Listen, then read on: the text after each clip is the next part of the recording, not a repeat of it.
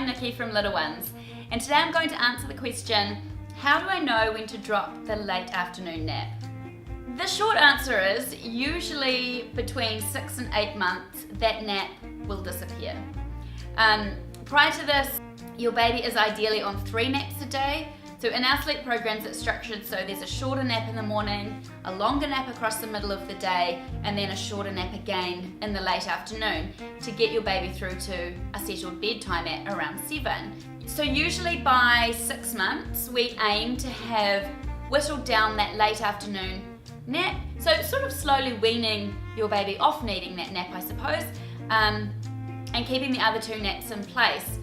Now, you don't just need to drop the late afternoon nap simply because your baby has reached a particular age. So there are signs that you would be looking out for in terms of your baby's readiness to do away with that nap. And those signs would be that your baby has the nap, but then starts being really unsettled after that before bedtime and refuses to go to bed at their normal bedtime, whatever that is, maybe 7 o'clock in the evening. They might wake a couple hours into the night, they might wake around 3 a.m. or they might wake early in the morning. Start waking at those times if they were previously not waking at those times. So those are signs that their afternoon nap, late afternoon nap is interfering with their night sleep. And it might be that their late afternoon nap is too long, and the first step would be to maybe cut down that late afternoon nap in length and see if that positively affects their bedtime and their nights.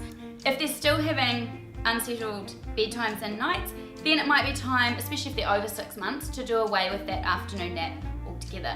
Another sign that your baby is ready to drop the afternoon nap is that they simply stop having it. So they're just not tired enough to actually go to sleep for that nap. And you might be fighting them and fighting them and fighting them to go to sleep, and maybe they do fall asleep, but it's a bit too late in the afternoon and a bit too close to bedtime, and then it's gonna push out everything in the rest of your day, and bedtime's going to become a lot later.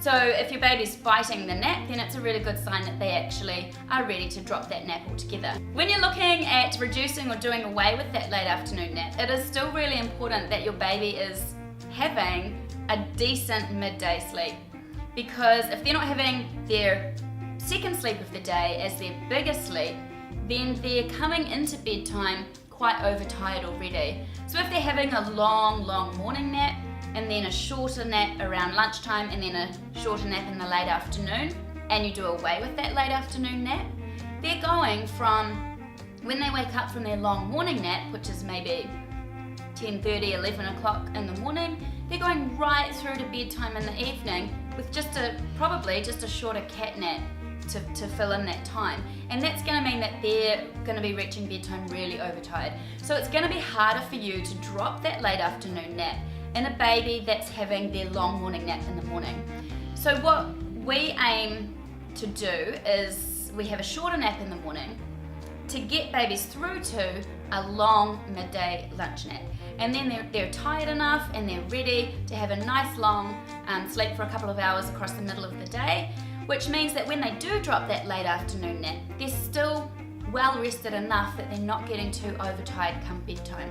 So that's a way easier nap transition for babies than those who are used to having a longer nap in the morning and then 2 shorter naps throughout the rest of the day. If your baby is over 8 months old, then you definitely need to have dropped the late afternoon nap. Because as I said, normally it would be dropping between 6 and 8 months. So we'd sort of say definitely by 8 months, unless your baby is sick or unless there's something else going on and they need to catch up on sleep or you've been on holiday. But after 8 months, any sleep after 3 p.m.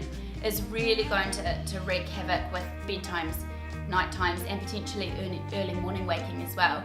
So if your baby's over 8 months old and you say, should I drop the late afternoon nap? Then yes, definitely.